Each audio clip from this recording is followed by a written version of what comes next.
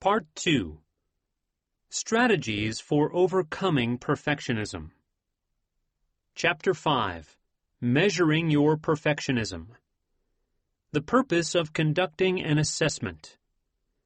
Before a psychologist, psychiatrist, or other professional begins to help an individual to deal with a particular problem, there is typically a period of assessment. Assessment involves collecting information to better understand the nature and severity of a problem and to help develop the best possible treatment plan.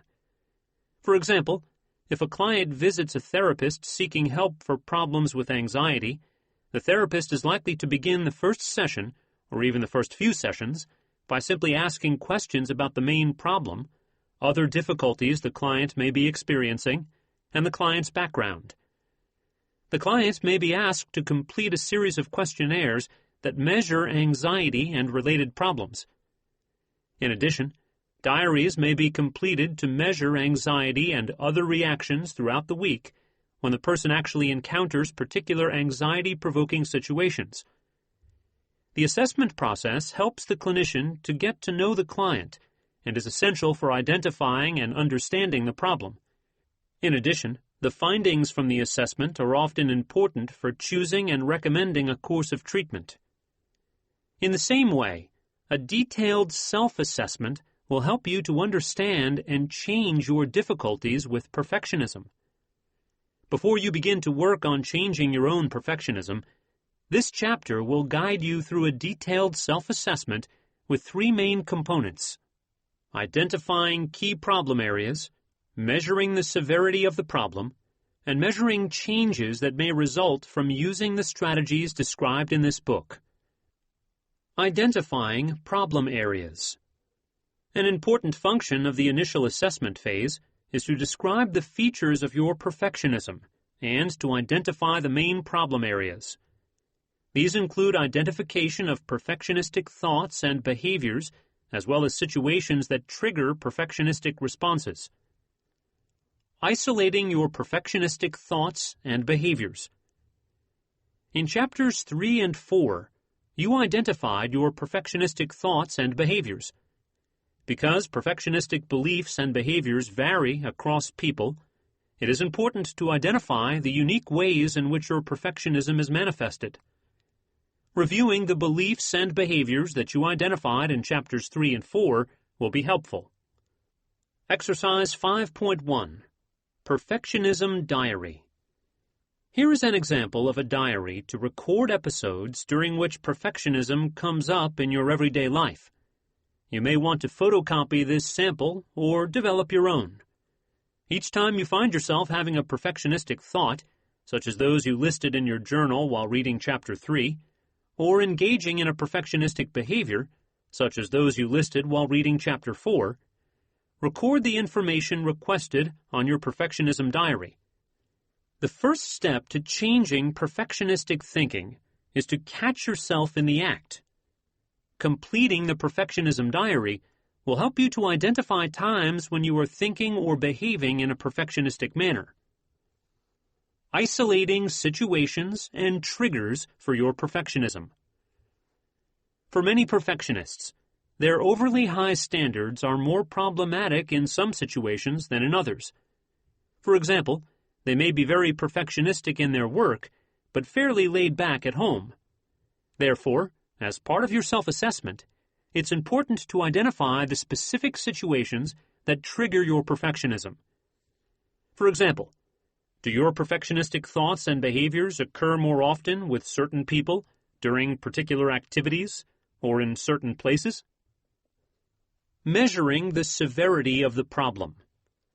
Your self-assessment should include an analysis of how severe or impairing your perfectionism is.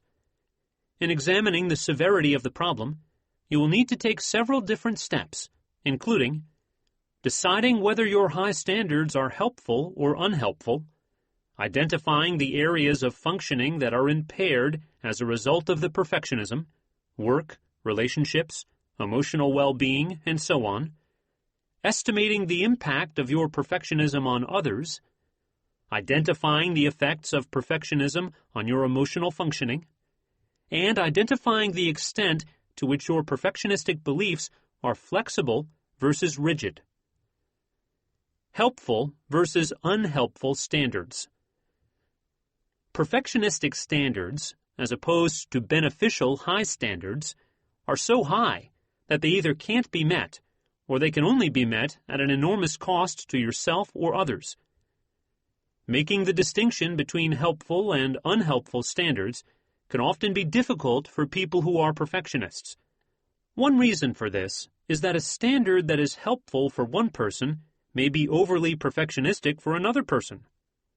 For example, a professional squash player must meet very high standards in order to make a living at the game, while an individual who plays squash in their leisure time can afford to have lower standards. In fact, having overly high standards can lead to unnecessary anger and disappointment when a mistake is made or a game is lost. For such a person, overly high standards might be considered perfectionistic and, therefore, not especially helpful. Exercise 5.3. Reevaluating your standards.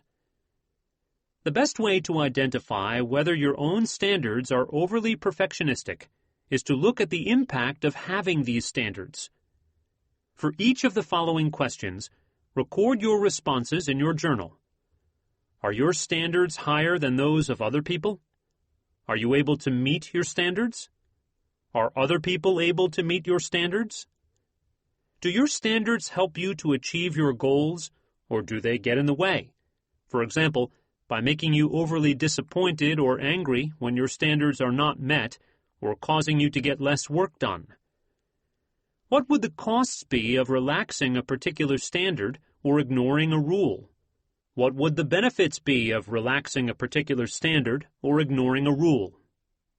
Sometimes, when you are too close to an issue, it's hard to have a realistic perspective. For example, if you have been behaving in a perfectionistic way for a long time, it may be hard to imagine thinking differently about a certain issue. If you're unsure about how to answer any or all of those questions, try to get some distance from the issue by imagining how someone else might look at the particular problem. You may even want to consider asking people whom you trust about their beliefs regarding the standard or rule in question. For example, if you are overly concerned about making a mistake when giving a presentation, you could try to imagine how another person might feel about the consequences of making mistakes during presentations. You might even ask a coworker what he or she thinks when a presenter makes a mistake while talking. This will help you to determine whether your concern about doing a perfect presentation is exaggerated. If you determine that a particular standard cannot be met, or that the costs of having a particular standard or rule outweigh the benefits, you may want to consider loosening your standards for that particular issue. For example, during times when you are very busy at work, maybe it's okay if your home is a bit messier than usual. If you still feel unsure about whether your standards are exaggerated or perfectionistic, or if others continue to complain about behaviors that you feel reflect appropriately high standards, and your relationships are suffering as a result, it may be helpful to visit a therapist and get a professional opinion from an unbiased third party. Exercise 5.4. Evaluating the helpfulness of your standards. In your journal, make a list of 1. Standards held by you that are helpful and worth holding on to, and 2. Standards held by you that are unhelpful. That is, standards that sometimes get in the way, slow you down, or disturb people who are close to you. Perfectionism and areas of functioning. One measure of the severity of a problem is the extent to which it interferes with a person's functioning. In Chapter 2, you identified ways in which particular areas of your life are affected by perfectionistic beliefs and behaviors. In the bonus PDF, there is a list of areas that are often affected by perfectionism. For each relevant area, list some examples of ways in which your perfectionism interferes.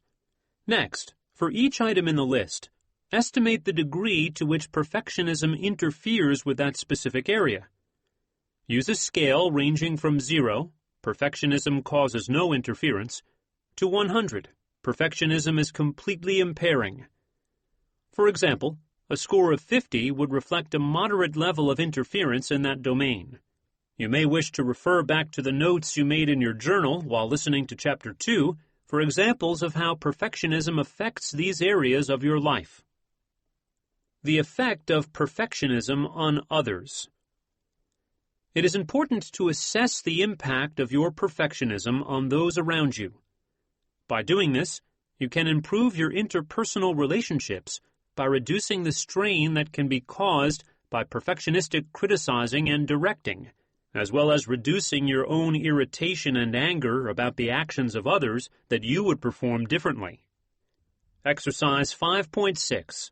How your perfectionism affects those around you. In your journal, answer the following questions to the best of your ability. How do people react to you when you impose your standards on them? How do others respond when they observe you imposing inappropriately high standards on yourself? Are there times when others become frustrated with your perfectionistic behaviors? Are some people anxious around you for fear of making a mistake in your presence? How do you respond to other people who tend to be perfectionistic with themselves or with other people? If you are not sure how your perfectionism affects other people, it might be worth asking one or two people how they are affected by your perfectionistic behaviors. Choose people who are close to you and who you can trust. Here are some questions that you might ask the other individual. Have you noticed ways, for instance, situations, behaviors, and so on, in which I am overly perfectionistic or rigid? How are you affected when I do blank? In what areas would you like to see me become less perfectionistic? What impact would it have on our relationship if I were to become less perfectionistic? After you have obtained more information about the effect of your perfectionism on other people, try to process the information in a way that is helpful. Here are some questions to ask yourself. Record your responses in your journal. How do you feel after hearing about the effects of your perfectionism on others? Does your perfectionism affect your relationships? Do you want to become less perfectionistic in your relationships? Which specific behaviors or standards do you want to decrease or end completely? Which specific behaviors or standards do you want to keep the same? Perfectionism and emotional functioning. Your self-assessment should include an examination of the ways in which perfectionism affects you emotionally. Sometimes perfectionism can lead to feelings of depression if a person finds that his or her high standards are never met.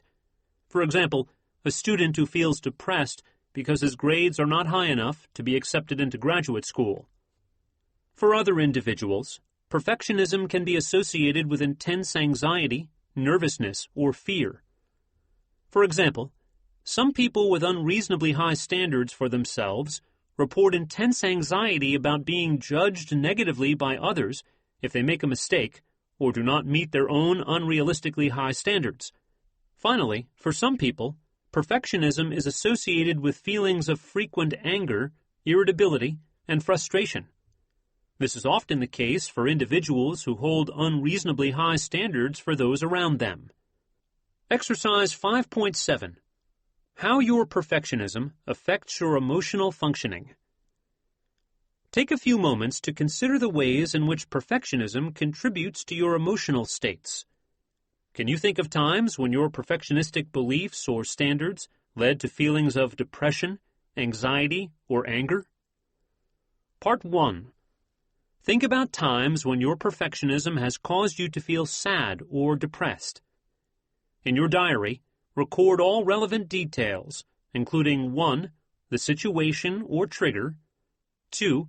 Your reaction in the situation, your perfectionistic thoughts and behaviors, and 3. The intensity of the sadness or depression, using a scale from 0 to 100. Part 2. Think about times when your perfectionism has caused you to feel anxious. In your diary, record all relevant details, including 1. The situation or trigger, 2. Your reaction in the situation, your perfectionistic thoughts and behaviors, and 3. the intensity of your anxiety, using a scale from 0 to 100. Part 3. Think about times when your perfectionism has caused you to feel angry, irritable, or frustrated. In your diary, record all relevant details, including 1. The situation or trigger, 2. Your reaction in the situation, your perfectionistic thoughts and behaviors, and 3. The intensity of your angry feelings, using a scale from 0 to 100. Flexible versus rigid perfectionistic beliefs. Another important aspect of your perfectionism to consider is the extent to which your perfectionistic attitudes are flexible and therefore easily changed. Your self-assessment should include an evaluation of how rigid your perfectionistic beliefs are. The less rigid you are with yourself and your beliefs, the easier it will be to change. Just recognizing your rigidity in particular areas may motivate you to become more flexible. Exercise 5.8. Assessing the flexibility of your perfectionistic beliefs. The extent to which you answer yes to the following questions may be an indication that your perfectionistic beliefs are relatively inflexible. If this is the case, you will need to work especially hard at changing these beliefs and behaviors. You may also need to remind yourself from time to time about the costs and benefits of changing your standards. Chapter 6 discusses this issue in more detail. If you answer no to most of these questions, you will likely find it easier to change your beliefs and behaviors using the exercises described in upcoming chapters. Record your responses to each of the following questions in your journal. Is it difficult for you to recognize when you are being overly perfectionistic? If so, list examples. Do you find it difficult to relax your standards? If so, list examples. Typically, are you unwilling to consider the possibility that you are being overly perfectionistic, even when your relationships are suffering and others blame your perfectionism? If so, list examples. Do you often find yourself disagreeing with other people when they tell you that your standards are too high or too rigid? If so, list examples. Do you become very upset when you are unable to meet your own standards? If so, list examples. Do you become very upset when others are unable to meet your standards? If so, list examples. Exercise 5.9. Putting it all together. Throughout this chapter, as well as chapters 3 and 4, you have recorded a large amount of information about your perfectionism. Now it's time to compile the information into one handy summary. You may wish to refer to your responses throughout chapters 3, 4, and 5 when completing this summary. Record your responses to the following items in your journal. Styles of perfectionistic thinking. List, from chapter 3, the styles of perfectionistic thinking, all or nothing thinking, filtering, and so on, that are most problematic for you.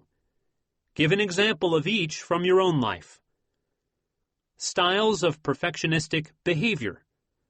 List, from Chapter 4, the styles of perfectionistic behavior, overcompensating, excessive checking, and so on, that are most problematic for you. Give an example of each from your own life. People with whom you tend to be overly perfectionistic. List, from this chapter, the people with whom you tend to be overly perfectionistic, partner, co-workers, and so on. Activities that tend to trigger your perfectionism. List, from this chapter, the activities that are most likely to trigger your perfectionistic thoughts and behaviors, work, relationships, and so on, and are the most problematic for you. Helpful and unhelpful standards. List the most important helpful standards, rules, or preferences that you recorded earlier in this chapter, which you may wish to maintain. Then list the most unhelpful, perfectionistic standards that are problematic for you and that you may wish to change. Areas of functioning that are most impaired because of your perfectionism. List, from this chapter, the areas of functioning that are most impaired because of your perfectionism. Relationships, hobbies, and so on. Note that these areas are likely to overlap somewhat with the activities that trigger your perfectionism. The effect of your perfectionism on others. List examples of how your perfectionism affects other people. Perfectionism and emotional functioning.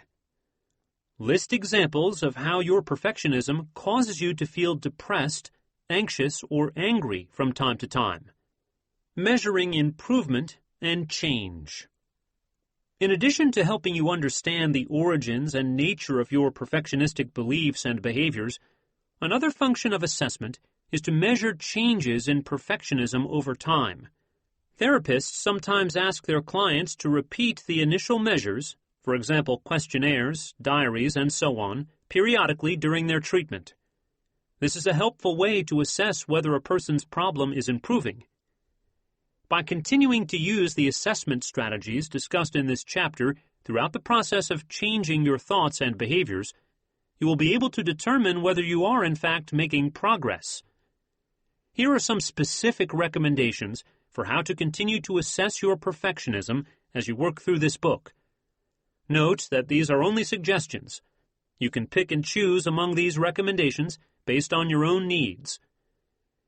Examine the responses in your perfectionism summary, exercise 5.9, from time to time to assess whether there have been changes in the types of perfectionistic thoughts and behaviors you experience, the intensity of your perfectionism, and the ways it impacts your day-to-day functioning. When you examine the summary, you may add items if you notice new triggers for your perfectionism or perfectionistic thoughts or behaviors that were not recorded initially. Note any items on the summary that no longer belong on the list. In fact, you can complete a new summary periodically to assess how things have changed. Initially, you should re-examine the summary weekly. After 6 to 8 weeks, when things have begun to improve, you may decrease the frequency of looking at the form to once every 2 weeks. When your perfectionism has decreased even further, you may reduce the frequency further, for example, monthly. When you are no longer working on your perfectionism, you can stop the formal assessments. You may still want to conduct an informal assessment from time to time by just asking yourself how things are going with respect to your perfectionistic thoughts and behaviors. Continue using the perfectionism diary described in this chapter as long as you are working on changing your perfectionistic beliefs and behaviors. Chapter 6. Developing a Plan for Change. Before beginning to use the strategies for overcoming perfectionism, there are several steps that should be taken to prepare for change. In this chapter, we will help you examine the costs and benefits of becoming less perfect so you can assess whether you really are motivated to work on your perfectionism at this time. We will also help you identify specific goals for change, so you can choose exercises that will help you to reach those goals, and so you can judge whether you are making the improvements that you had hoped to make. In preparation for the process of change, we also discuss ways of choosing among the various treatment strategies in this book, as well as strategies for finding additional help if the techniques described in the book are difficult to implement on your own. The chapter concludes with a discussion of some possible obstacles to overcoming perfectionism and how to deal with them. Costs and benefits of lowering your standards. If perfectionism is a problem for you, chances are that the high standards you hold for yourself or others are long-standing and deeply ingrained. The thought of giving up these standards may be very frightening for a number of reasons. First, although you may be aware of your tendency to be perfectionistic, it may be difficult for you to determine which beliefs are overly perfectionistic and which standards are appropriate. If overcoming perfectionism involves lowering certain standards, you may be fearful of lowering the wrong standards.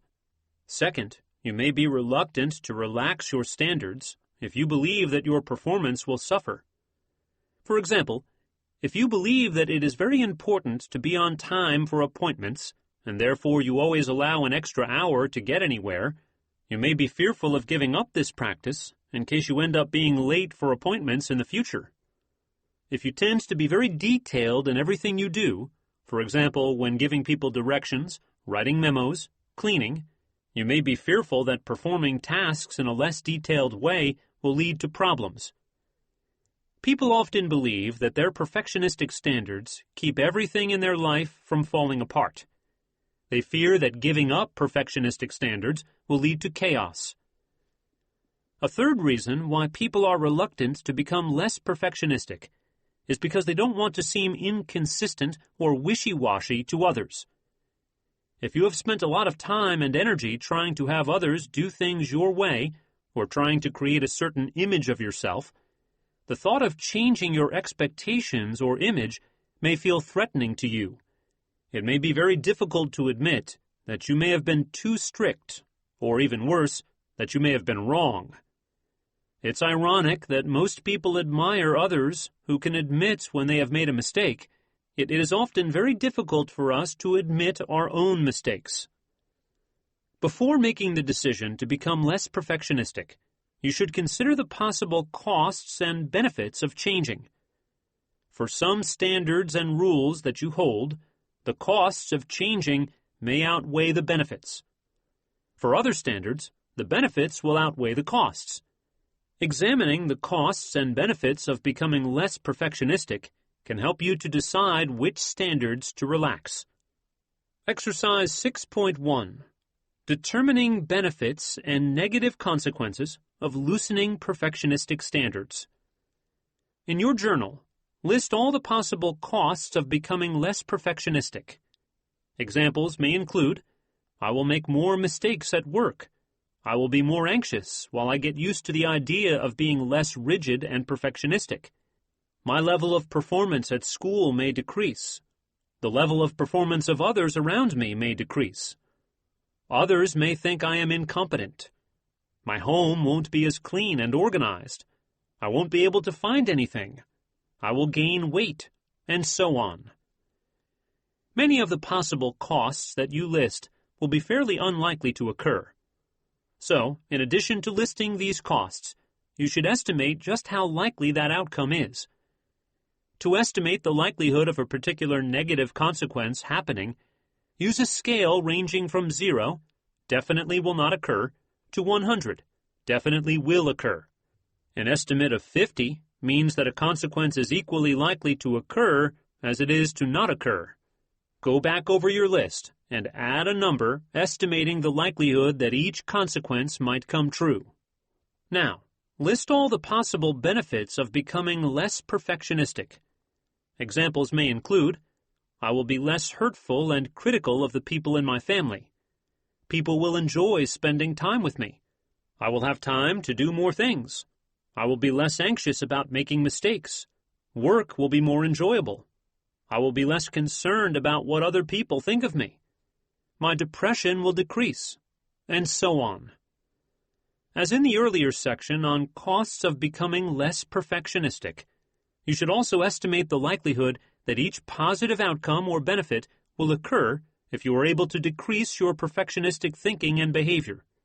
Use a scale ranging from 0, definitely will not occur, to 100, definitely will occur. An estimate of 50 means that a benefit is equally likely to occur as it is to not occur.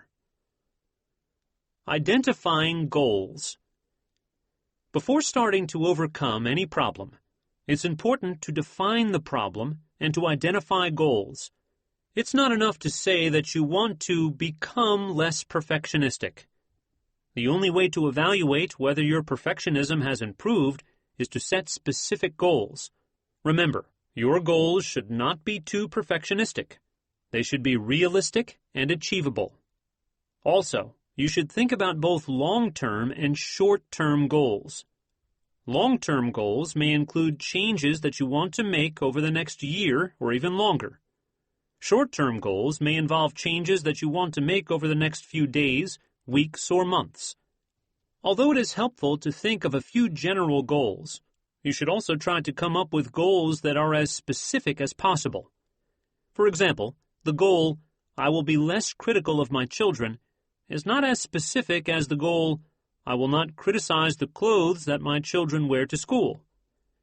The more specific the goal, the easier it will be to come up with strategies for reaching the goal. Here are some examples of general and specific goals. Examples of goals. General goals. Be less perfectionistic about physical appearance. Specific goals. Be willing to gain 5 pounds without getting upset. Be able to tolerate missing a workout at the gym. Take no more than 30 minutes to get ready in the morning. General goals. Be less detail-oriented. Specific goals. Tell stories to other people without including every detail. Hand in papers that are no longer than they're supposed to be. Submit monthly reports without checking them over more than once. General goals. Be less concerned about being judged by others. Specific goals.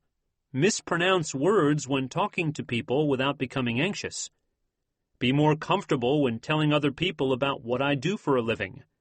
Be comfortable around people I perceive as smarter or more attractive than me. Be less concerned about showing signs of anxiety, such as shaking and blushing. General goals. Become more tolerant of others. Specific goals. Stop complaining about how my housemate washes the dishes. Learn to tolerate my spouse arriving home 30 minutes late without phoning.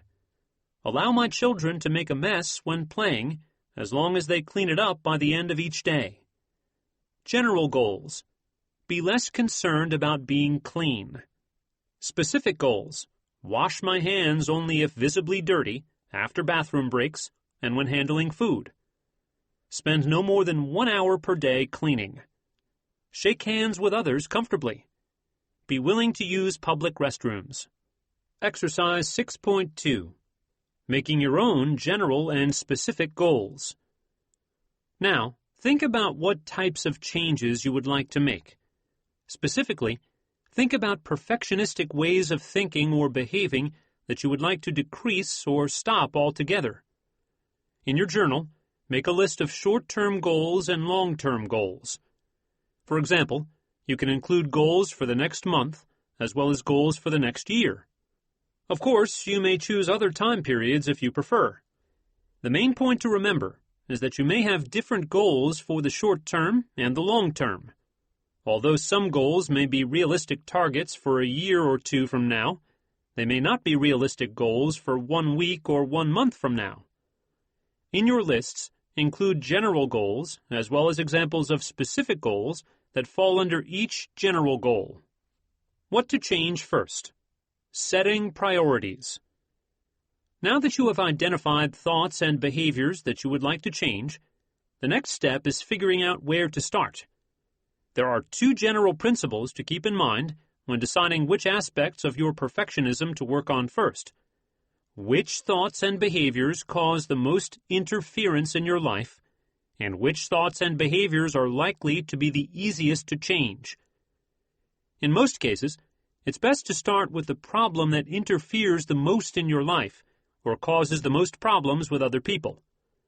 By choosing to work on the most important goals first, your efforts will have the largest possible impact on your life in the shortest amount of time. This will likely have the effect of motivating you to continue to work on other aspects of your perfectionism. In addition, you should also consider which goals are easiest to meet. By choosing to work on goals that are very difficult to meet, you may end up becoming discouraged and give up before making any significant changes. Review the short-term and long-term goals that you listed earlier. Put them in order with respect to how important each goal is, as well as how attainable. We recommend beginning with the most impairing problem, but try to choose goals that you feel are manageable and realistic. If a problem seems too big or overwhelming, it will be necessary to break it up into smaller steps. Exercise 6.3. Choosing your priorities for change. In your journal, list the most important goals on which you plan to work. 10 or so goals is probably a good number to start with. List the goals in the order that you want to work on them. Note that the list may change as you begin working on these issues. You may decide that a particular goal is too difficult to work on right away. Or, a goal from the bottom of your list may become more important, depending on what else is happening in your life. How to choose among specific strategies. Chapters 7 and 8 describe many different techniques and exercises for overcoming perfectionistic styles of thinking and behaving. It is unlikely that you will want to use each of the methods listed. Because perfectionism affects different people in different ways, this book includes a broad range of strategies that are designed to be helpful for different people. When reading the next 2 chapters, it's better to choose a relatively small number of techniques and to practice them frequently. Overcoming perfectionism requires learning new skills. If you attempt to use all of the techniques described in this book, you will probably not learn any of them well enough to use them effectively. On the other hand, if you choose a small number of strategies and practice them regularly, you are more likely to notice change. We recommend that you go through chapters 7 and 8 once, taking note of the techniques that seem most relevant to you, and then rereading those sections. Also, you should choose strategies that are practical, given your lifestyle and your available resources. After trying several of the strategies described in these chapters, you will quickly discover which ones are likely to help you overcome your perfectionistic thoughts and behaviors. The main point to keep in mind as you begin to implement the strategies is that it's better to do a few things thoroughly than to attempt to do everything suggested in this book. The importance of regular practice. The strategies and exercises described in the remainder of this book will require regular practice. Ideally, you should expect to conduct some sort of practice almost every day. Although some of these practices may be quite brief, others may last up to several hours. Exercises will include such activities as completing diaries each time you experience perfectionistic thoughts, purposely making small mistakes until the thought of doing things imperfectly is less anxiety-provoking, and eliminating perfectionistic behaviors such as excessive checking. In many cases, these practices will be exercises that you can integrate into your normal activities, for example, when talking to people, working, and so on, so they need not take up much time. For other exercises, you will need to set aside blocks of time to practice. To be most effective, practices should be regular, structured, and planned in advance. You should plan to practice regardless of whether you are in the mood when the scheduled time actually comes. Also, you should have a backup plan in case a particular practice falls through. Involving others in your practices. Because perfectionism involves other people, it may be important to include other people in your efforts to overcome perfectionistic thoughts and behaviors. There are several ways in which involving others can be helpful. First, by reading relevant sections of this book, people who are close to you will develop a better understanding of the causes of perfectionism and the methods for changing perfectionistic habits. This should help the people in your life to be more patient and understanding with you while you work on becoming less perfectionistic. Second, some of the exercises described in the remaining chapters of the book may be difficult to do alone and may depend on the cooperation of those around you. For example, if you want to become more comfortable with people in your family doing things differently than you do, you may want to make sure that your family members understand the purpose of the exercises and ask them if they are willing to assist the process by purposely doing things that you view as imperfect. Finally, it is likely that family, friends, and coworkers have found ways of working around your perfectionism or compensating for difficulties that you may have. For example, people who fear that you will be overly critical may avoid telling you about things that they have done. If you tend to be overly critical of your own behavior, people may avoid giving you feedback for fear of offending you. If you tend to avoid certain activities, such as cooking, paying bills, certain projects at work, and so on, for fear of making mistakes, other people in your life may be doing more than their share of these activities. If the people around you have changed their behavior because of your perfectionism, you may want to have them stop behaviors that make it easy for you to continue your perfectionistic habits. such as doing things for you or purposely trying to avoid saying anything that might trigger a perfectionistic response from you. When and how to seek professional help. You may find that it is too difficult to overcome your perfectionism alone or with the help of your family or friends. It may be that your perfectionistic beliefs are too rigid and difficult to change on your own, or it may be that your anxiety is too intense to conduct the practices described in this book by yourself. Perhaps you have other difficulties, such as depression or significant anxiety, that interfere with your ability or motivation to work on your perfectionism. Or perhaps you would benefit from working with another person, such as a therapist, to discuss problems that arise during treatment or to check on your progress. For many people, a trained professional can help in ways that go beyond what a book such as this can offer. There are several advantages of seeking help from a psychologist, psychiatrist, social worker, or other mental health professional. A trained professional can help to explain various concepts, explore the causes of a problem, be involved in practices, generate appropriate exercises and practices, help solve problems that arise, and help to improve motivation. In addition, a therapist may be qualified to treat the problems that often go together with perfectionism, including anxiety disorders, eating disorders, anger, and depression.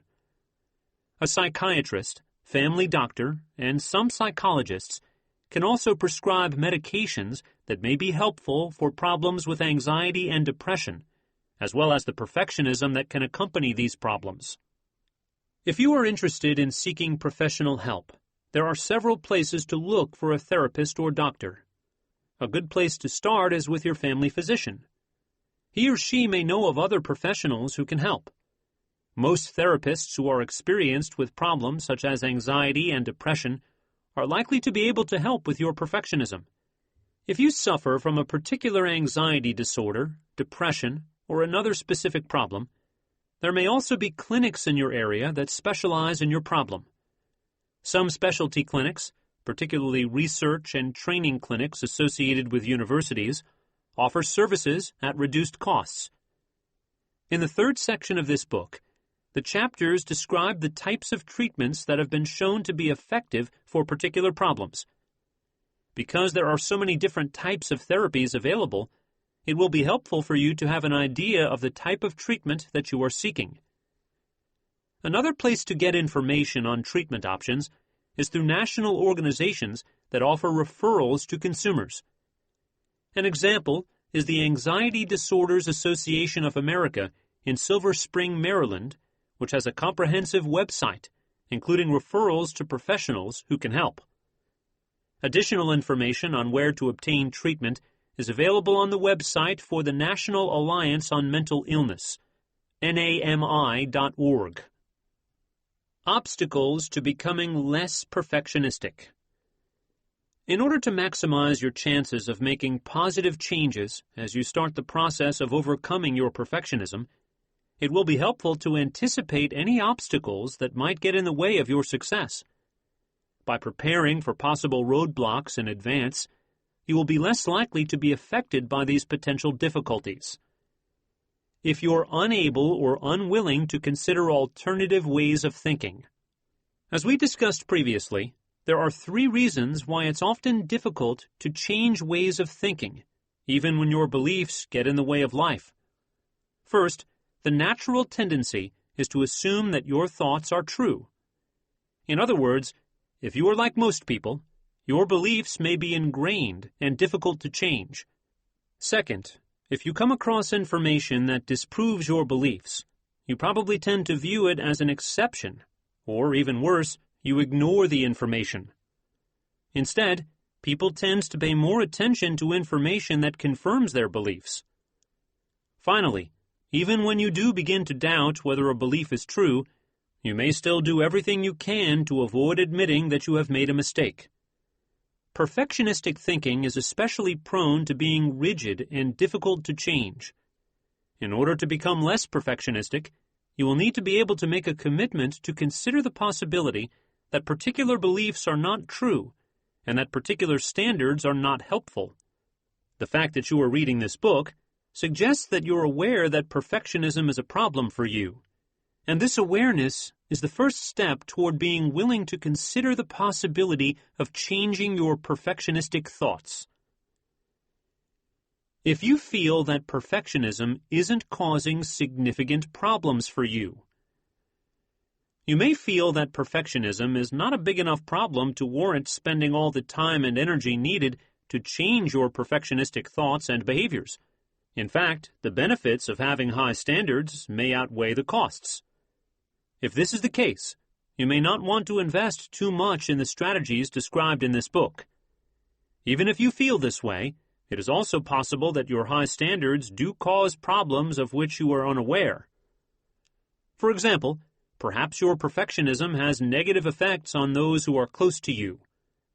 Before assuming that your perfectionism is not a problem, you may want to get a second opinion from someone who knows you well.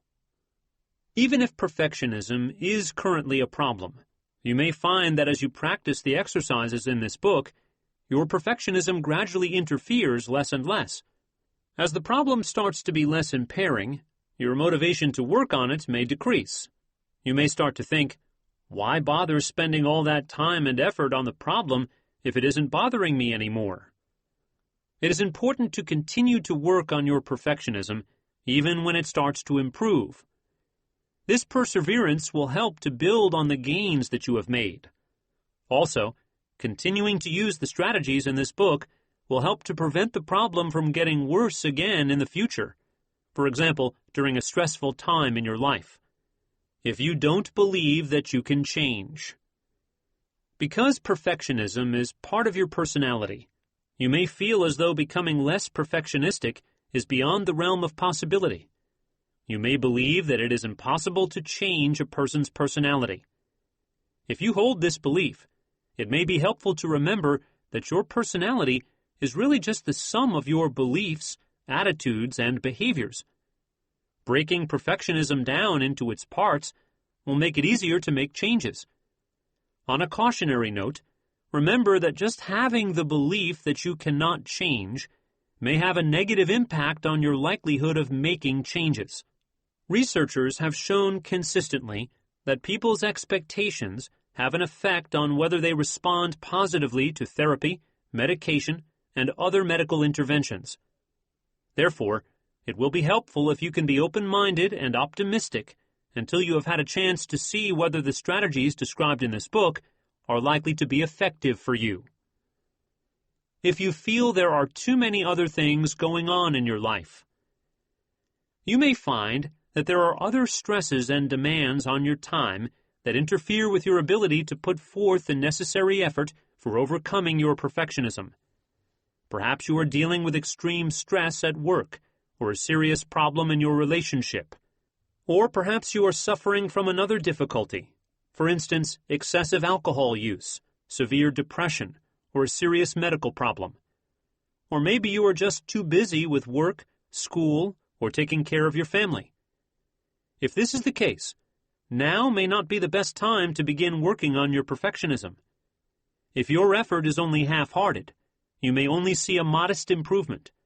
You may need to decide whether it's worth beginning to overcome your perfectionism now, or if it would be best to wait until you can devote more time and energy to the problem. On the other hand, if your life is always stressful and busy, now may be as good a time as any. If you are too anxious to practice. Many of the exercises described in this book are anxiety-provoking. They involve purposely relaxing rules and standards for how things should be. For example, if you are overly concerned with being neat and clean, you may need to purposely leave things messy and purposely come into contact with things that are dirty. The thought of allowing your standards to be lowered may be terrifying. You may fear making mistakes or having things fall apart. This fear is common among people who are using cognitive and behavioral strategies to overcome a problem. To deal with the strategy, you need to remember that it will pass. With repeated practices, the strategies described in this book will be less scary. In fact, you will become more and more comfortable letting go of your perfectionistic thoughts and behaviors as you work. Chapter 7. Changing Perfectionistic Thoughts. In Chapter 3, we discussed the ways in which beliefs, interpretations, and predictions contribute to negative emotions such as anxiety, depression, and anger. We also discussed how negative thoughts contribute to perfectionism. You may recall from earlier chapters that people don't respond to what is actually occurring around them. Rather, they respond to their interpretations of what is happening around them. For example, if you fear making mistakes at work, it's not the possibility of making mistakes that makes you anxious. Instead, it's your beliefs about the meaning of making mistakes that cause you to feel upset or nervous. Perhaps you assume that making mistakes will lead to some terrible consequence that can't be corrected or undone, such as being fired or ridiculed by others. Or you may believe that making mistakes is a sign of weakness or incompetence. Sometimes your thoughts are correct, and at other times they are incorrect. Sometimes standards are appropriate, and sometimes they are too strict. Most people's standards are not universal, and therefore other people may not share them. In other words, everyone creates their own standards for performance based on their upbringing, past experiences, and beliefs about what kinds of behavior are appropriate.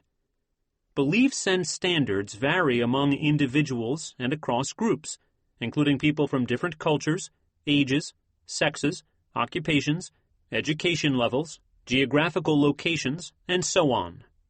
Although standards and beliefs are subjective, people usually take for granted that their interpretations, beliefs, predictions, and standards are true. In other words, people assume that their beliefs are facts. They may also believe that other people share their beliefs and high standards. Even if they recognize that others have lower standards, they may believe that it is important to keep their own standards from slipping. Becoming less perfectionistic will involve relaxing your standards and changing your perfectionistic beliefs. It will involve treating your standards and beliefs as possibilities or guesses about the way the world should be, rather than as hard facts. Of course, you don't need to change all beliefs and standards. Some expectations are appropriately high, and there can be costs to letting go of all standards that you have for yourself or others. The task will be trying to identify which beliefs are unrealistic or excessive and to work on changing those beliefs. Using thought records to change perfectionistic thinking. Learning to change your perfectionistic thoughts and standards is usually easier if you work through the process on paper, at least at the beginning. You can use your journal for this purpose, or you can develop a form to record and change your thoughts. We provide an example of such a form later in this chapter. With practice, the process of changing your thoughts will become more automatic, and you will no longer need to use diaries or forms. Steps for changing perfectionistic thoughts. Changing thoughts involves 4 basic steps: identifying perfectionistic thoughts, listing possible alternative thoughts, considering the advantages and disadvantages of the original perfectionistic thoughts and the alternative thoughts, and choosing a more realistic or helpful way to view the situation. Although the process may seem easy as we describe it here, it is often more difficult in practice. Mastering these strategies will require perseverance and repetition. Identifying perfectionistic thoughts. Before your perfectionistic thoughts can be changed, you must first identify them. This can be difficult for 2 reasons.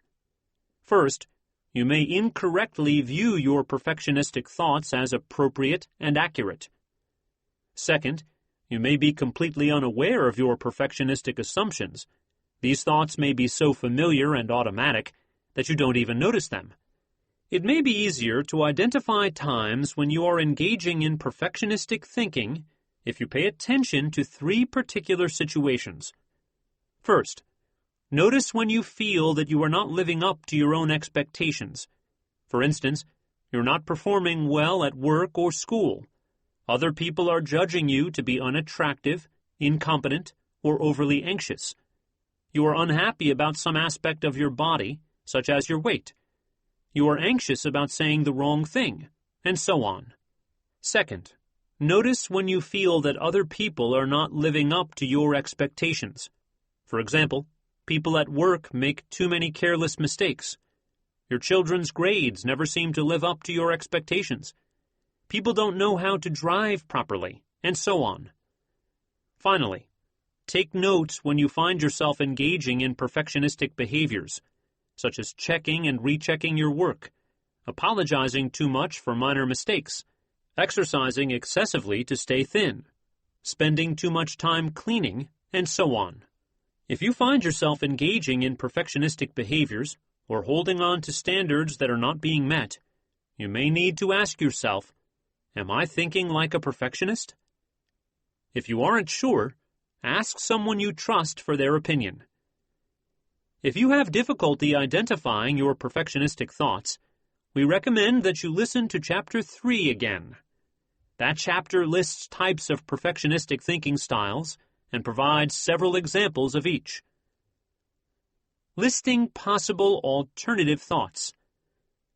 Once you have identified a particular perfectionistic belief, the next step is to consider possible alternative beliefs or thoughts. This can be difficult because perfectionistic thoughts and standards are often ingrained and automatic, and it can feel almost impossible to even consider other ways of viewing a situation. One way of helping with this process is to ask yourself the question, how might someone else view this situation? You can even think about particular people in your life, for instance, your spouse, best friend, boss, daughter, father, and so on, and ask yourself how they might view the situation. This strategy, which involves taking another person's perspective, is discussed in more detail later in this chapter. Considering the advantages and disadvantages of the original and alternative thoughts. The next step involves identifying the advantages and disadvantages of holding on to your original perfectionistic thoughts and standards versus adopting the alternative thoughts and standards. Strategies to use here include evaluating the evidence for and against particular beliefs or standards and testing out the accuracy of your beliefs using mini-experiments, also known as hypothesis testing. These and other techniques are described later in this chapter. Choosing more realistic or helpful ways to view the situation. After you have evaluated the advantages and disadvantages of changing your beliefs and standards, you will be in a position to choose a more realistic and helpful way of thinking about the situation. Changing your thoughts will lead to a reduction in anxiety, depression, anger, or other negative feelings associated with perfectionism. Exercise 7.1. A diary for changing your perfectionistic thoughts. Here is a diary that you can use to help you work through the 4 steps for changing perfectionistic thoughts. We include 2 examples of completed diaries, as well as a blank diary that you can complete whenever you find yourself thinking or behaving in a perfectionistic way. You can either develop a similar form to complete whenever you experience perfectionistic thinking, or you can record your responses in your journal. If you are unable to complete the diary at the time that you notice your perfectionism getting the best of you, you may complete it later. Perfectionism Diary, Example 1. Date, July 17th. Time, 2 p.m. Situation, my husband is 15 minutes late picking me up from work. Emotions, anger, impatience, frustration. Perfectionistic thoughts. My husband should never be late to pick me up. I should not be kept waiting, even for a few minutes. My husband cannot be counted on for anything. My husband is always late with everything I ask him to do for me. Alternative thoughts. It's okay for my husband to be late sometimes. It's okay to be kept waiting sometimes. My husband can be counted on most of the time. Sometimes he does do things when I would like him to. Evaluating perfectionistic thoughts and alternative thoughts. My expectation that my husband always pick me up on time only causes me to get angry and frustrated. It doesn't seem to change the situation at all. If I were more willing to be picked up a bit late from time to time, I would probably be less upset when it happens. The time I waste arguing and being angry is much more than the time I spend waiting for my husband when he is late. If I plan ahead, I can deal with his being late by using the time to relax, read a book, or make a telephone call. Even though my husband is sometimes 10 or 15 minutes late when he picks me up from work, he tends to be very responsible and considerate in most areas of our relationship. Just because I am early for everything I do, that doesn't mean that everyone else should always be early. The worst thing that will happen if I am kept waiting is that I will arrive home a few minutes later. Choosing a more realistic and helpful perspective. Perhaps being picked up late from work is more manageable than I originally thought. Perfectionism Diary, Example 2. Date, December 29th. Time, 8 p.m. Situation: I told a joke at a party, and nobody found it funny. In fact, my friends seemed to ignore me, and they changed the focus of the conversation to a different topic. Emotions: embarrassment, sadness, anxiety. Perfectionistic thoughts: I should always be entertaining and funny. If I am not entertaining, people won't like me. People find me to be awkward, anxious, and boring. Alternative thoughts: it's okay not to be entertaining all the time. People won't judge me on the basis of one uncomfortable interaction. People find me interesting to be with. Evaluating perfectionistic thoughts and alternative thoughts. Nobody is entertaining all the time. Everyone has awkward moments from time to time. My friends know me well and are unlikely to judge me based on one conversation. In fact, some of my friends are not terribly good at telling jokes, and I still enjoy being with them.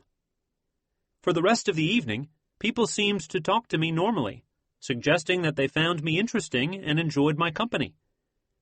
People probably find me interesting because they continue to invite me to spend time with them. Choosing a more realistic and helpful perspective. Perhaps I need to give myself permission to make mistakes when I am talking to other people. I don't judge other people when they say something unusual or awkward. Perhaps they are not judging me when I make mistakes. Strategies for changing thoughts. There are many different ways to change thoughts. In this section, we describe methods that are often helpful. As you will hear, these methods overlap with one another to some extent and aren't completely separate or distinct. Ideally, you should practice using strategies such as these each time you find yourself engaging in perfectionistic thinking. You may even use these strategies before the thought occurs. For example, if you are about to enter a situation or get involved in some activity, for example, a hobby, sport, or task at work that usually leads to perfectionistic thinking, you can anticipate the thoughts and challenge them before they even occur. If you forgot to use these strategies, or if it's not practical to use these techniques before or during the episode of perfectionistic thinking, they may be used later.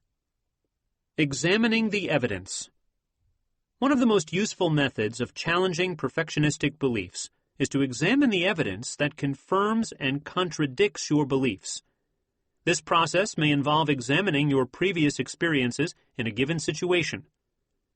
For example, if you are a student who believes that it would be terrible to receive less than an A on a paper, you could try to recall what happened in the past when you received a lower grade on a paper or exam. Did you survive the experience? What happens when other people receive grades that are lower than an A? Do terrible things necessarily occur as a result? The following conversation between a therapist and Maureen illustrates how examining evidence for and against perfectionistic beliefs can be a helpful way of changing them. Maureen: it really bothers me when my children lie. Yesterday at dinner, my 4-year-old son fed his broccoli to the dog. When I asked him what happened to his broccoli, he said that he ate it. I was up all night worrying that my son was going to grow up to be a pathological liar. Therapist. Rather than automatically assuming that your prediction is true, let's look at the evidence. Can you think of any evidence to support your prediction that your son is going to become a pathological liar? Maureen. Well, I imagine that most people who lie a lot begin their lying in childhood. Therapist. Are there reasons to think that your prediction may not come true? Maureen. I guess my son doesn't lie that often. In fact, sometimes when he does lie, he feels so guilty that he admits his lie a day or two later. Therapist. Can you think of times when you lied to your parents? Maureen. I remember when I got into a minor accident in my father's car. I told him that the car was hit in a shopping mall parking lot while I was shopping. Therapist. Did you grow up to become a pathological liar? Maureen. No, I guess I didn't. Therapist. No one likes to be lied to, but most people do hide the truth from time to time. Perhaps we can find ways of helping you to be more accepting of others when they tell small lies. Maureen. But isn't it wrong to lie? Therapist. Being lied to can lead others to feel hurt and lose trust in the person who lies. Nevertheless, the severity of the lying can be looked at on a continuum. For example, there is a big difference between telling a small lie to avoid hurting a person's feelings, like when you tell someone you like their new haircut even when you don't, versus cheating on your partner and then lying about the affair. Maureen. I guess I have been treating all lying as the same. I was thinking that if someone told a small lie, they were likely to lie about anything and everything. I can see how that isn't very realistic. Examining the evidence for your beliefs can combat many of the perfectionistic thinking styles that are described in Chapter 3. For example, examining the evidence for and against a particular thought can be used to combat filtering, paying attention only to information that confirms or supports a perfectionistic thought. Similarly, catastrophic thinking, the tendency to assume that things would be terrible if a particular event were to occur, can be combated by asking questions such as, what if that event did occur? And how could I cope with that if it were to happen? Education. One reason why people sometimes maintain perfectionistic beliefs is a lack of accurate information.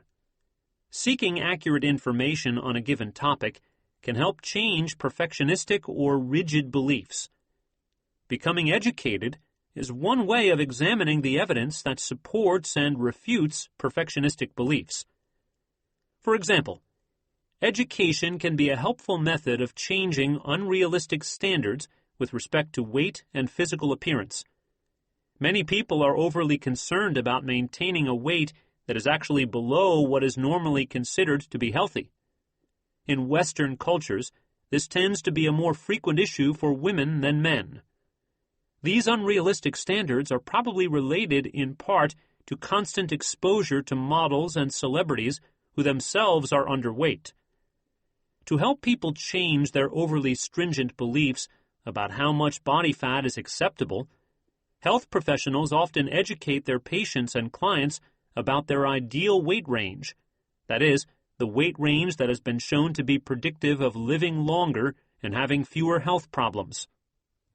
Taking another perspective. Taking the perspective of someone else is a powerful way of changing perfectionistic beliefs.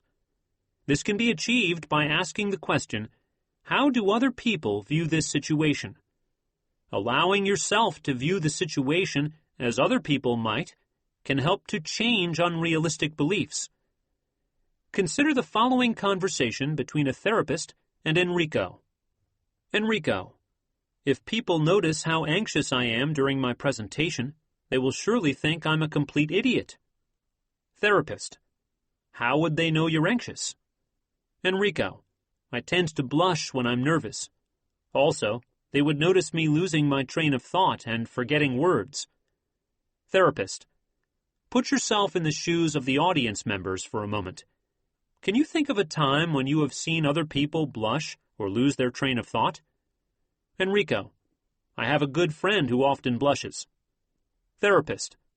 What do you think of this person when you notice them blushing? Enrico. Actually, I rarely notice. If I do notice, I don't really give it much thought. I suppose that I might think he's embarrassed. Therapist. Do you think he's an idiot? Enrico. No, but that may be because he's my friend. Therapist. When you see another presenter blushing, forgetting words, or looking anxious, do you think he or she is an idiot? Enrico. No. Therapist. Do you think others would view the presenter as an idiot? Enrico. I suppose it is possible, but probably not. Therapist. Then how likely is it that you will be viewed as an idiot if you blush or forget a few words during your presentation? Enrico. I guess it's pretty unlikely. But it's still a possibility. That's what bothers me. Therapist. What if one or more people in the audience actually did think you were an idiot? Would there be any real consequences? Enrico. I always assumed that it would be terrible, but as I think about it now, I can't think of any real consequences. I guess nothing would happen. Therapist. Is it okay for some people not to like you? Enrico. I would prefer to always make a good impression, but I imagine that it wouldn't be the end of the world if I made a less than perfect impression sometimes. One way of making it easier to take the perspective of other people is to actually ask other people how they think about a particular situation. For example, Katie believed that it was essential that her house be completely dusted, cleaned, and vacuumed daily. Her parents kept a very clean home, and she intended to do the same. This belief led Katie to spend several hours a day cleaning at the expense of being able to look for work or enjoy other hobbies or activities. It also led to frequent arguments with her family because they refused to help. From their perspective, it was enough to vacuum and dust once a week. As a homework assignment, Katie was instructed to ask several friends and neighbors how often they dusted and vacuumed. She was surprised to discover that nobody, not even people whose homes she considered to be spotless, cleaned as often as she did. After surveying her friends' cleaning habits, she was willing to try cleaning less often, and her family began to help more frequently. Compromising with yourself and others. Rather than being unwilling to accept anything less than perfection, try asking the question, what level of imperfection is acceptable? You may believe that if you lower your standards regarding a particular dimension or issue, chaos will ensue. If the thought of lowering your standards too much is frightening, perhaps you can consider lowering them somewhat. This is a good technique for dealing with all-or-nothing thinking. If you tend to view situations in terms of black and white or right and wrong, it can be helpful to compromise by viewing situations in shades of gray and realizing that there are different ways of doing things. Viewing situations as either right or wrong can lead you to miss out on important complexities that are inherent in most situations. You can also compromise with others when your standards are different than those of people around you. For example, if you have difficulty discarding or giving away old objects, things like clothing, magazines, household items, and so on, and your family asks you to reduce the clutter, perhaps you could agree to throw out items that you haven't looked at or used for a certain length of time, 1 year, 5 years, and so on. This might be a good compromise between keeping everything, which is what your perfectionism may be telling you to do, and throwing out everything, which is what your family may be telling you to do. Hypothesis testing. An excellent way to test the accuracy of your perfectionistic thoughts and predictions is to carry out small experiments, a process also known as hypothesis testing. Carefully designed experiments will provide an opportunity to disprove your perfectionistic beliefs. For example, if you tend to write papers that are too detailed, try leaving out some of the detail and seeing what happens. Regardless of the outcome, you will obtain valuable information. If there is no consequence, you will learn that your beliefs about the importance of including all of the details are not true. On the other hand, if your boss tells you that your most recent report was not detailed enough, you will learn that the amount of detail you had in your earlier reports was appropriate, and you can behave accordingly in the future. Hypothesis testing can be used to test the validity of most perfectionistic predictions. By behaving in ways that do not meet your own high standards, for instance, purposely making small mistakes in your work, saying things incorrectly, leaving the house dirty, and so on, you will learn whether the standards are in fact necessary. Of course, you want to choose exercises that are relevant to your perfectionistic thoughts. If you are not overly concerned about the cleanliness of your house, there is no reason for you to purposely leave the house messy. Also, you should use good judgment when designing hypothesis testing experiments. Don't plan experiments that have a very good chance of backfiring and leading to serious negative consequences. For example, if you are a nurse who checks medications dozens of times because you worry about giving a patient an incorrect drug, don't purposely give a patient the wrong medication just to see what happens. Instead, a good exercise might be to find out how often most nurses check medications before dispensing them to a patient, and do what they do. In other words, check once or twice, but not dozens of times. Exercise 7.2. Hypothesis testing to change your perfectionistic beliefs. Evaluate the accuracy of your perfectionistic beliefs by designing and carrying out experiments to test out your hypotheses. In your journal, record the day and time, as well as a description of the experiment you've decided to conduct. Before conducting the experiment, record any specific predictions about what you think will happen. Then, conduct the experiment and record what actually happens. You may be surprised at how often your predictions don't come true. Here is an example of what you might write in your journal for a particular experiment. Hypothesis testing example. Date, May 3rd. Time, 4 p.m. Description of experiment. Arrive 5 minutes late for a doctor's appointment instead of 30 minutes early. Predicted outcome. The receptionist and doctor will be angry with me. Actual outcome. Neither the receptionist nor the doctor seemed angry at all.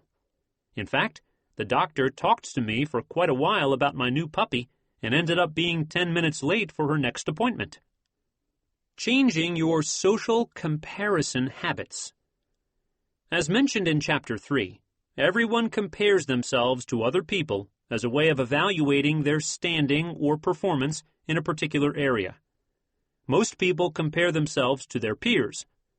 For example, if they want to evaluate whether they are doing a good job at work, they might compare themselves to their coworkers. People who are perfectionists may be more likely to compare themselves to people who are much more experienced and skilled in that particular area. For example, perfectionistic amateur musicians might compare themselves to professional musicians who have already achieved great success, as measured by their ability to play music, their income, or their popularity. The tendency to compare oneself to people who are perceived as significantly more skilled, attractive, intelligent, physically fit, or better in some other way can make an individual feel more depressed or anxious about not meeting his or her own high standards. Therefore, it may be helpful to try to limit your social comparisons to people who are more similar to you in a particular dimension. Looking at the big picture. Perfectionism is sometimes associated with a tendency to focus on unimportant details rather than looking at the big picture. Looking at the big picture involves assessing the overall impact of a particular event, situation, or outcome on your life. Situations that seem so important in the moment rarely end up being particularly important, even a short time later. Here are some examples of perfectionistic statements followed by alternative statements that illustrate how to look at the big picture. Perfectionistic and alternative statements.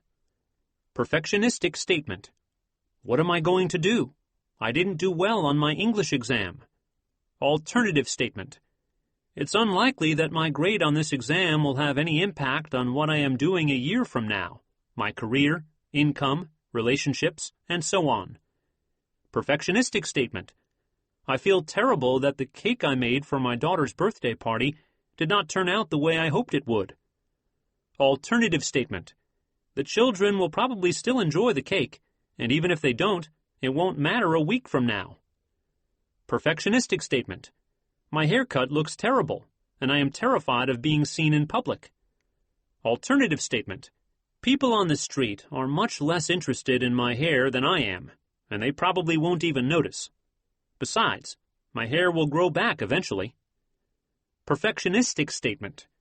It drives me crazy when my partner leaves her jacket lying on the floor. Alternative statement. I guess she only leaves her jacket lying around once a week or so. It's a small price to pay for an otherwise wonderful relationship. Perfectionistic statement. I'm so upset that my new car has a small scratch on the fender. Alternative statement. It is normal for cars to have small scratches. If it didn't happen today, it would have happened sooner or later.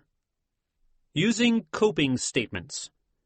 The process of changing perfectionistic thoughts and beliefs is complex. It involves using any of a number of techniques to identify your negative thoughts and replace them with more realistic alternative thoughts. Sometimes, you may not have the time to challenge your perfectionistic thoughts using some of the strategies already described in this chapter. Other times, you may feel so anxious, depressed, or angry that it is difficult to think clearly about the situation. Coping statements may be helpful in cases where it is difficult to use some of the other strategies discussed in this chapter. Coping statements are simple phrases that you can memorize and say to yourself when you find yourself thinking like a perfectionist. For example, saying to yourself, "It's okay to make mistakes," can make it easier to get through a stressful or difficult task. Similarly, the phrase, "It's okay if some people don't like me," can make it easier to deal with social situations that are anxiety-provoking. Reminding yourself that there are many different right ways to fold laundry can help decrease the frustration that occurs when your family members fold the laundry differently than you like it. Coping statements involve more than just positive thinking. In fact, coping statements should reflect thoughts that you actually can believe, and they should be realistic, not just positive. For example, if you typically find yourself becoming anxious when giving a presentation, it wouldn't be helpful to prepare for a talk by saying to yourself, "I will not be anxious during this presentation." On the other hand, it might help to remind yourself that even if you do become anxious, there will be no real consequences, other than the temporary discomfort that you feel. If you decide to use coping statements, we recommend that you record them on an index card and carry them with you. This will help prompt your memory until these statements become second nature. Tolerating uncertainty and ambiguity. Perfectionists go to great pains to control many different aspects of their lives, including their own behavior, the behavior of other people, and the environment in which they live.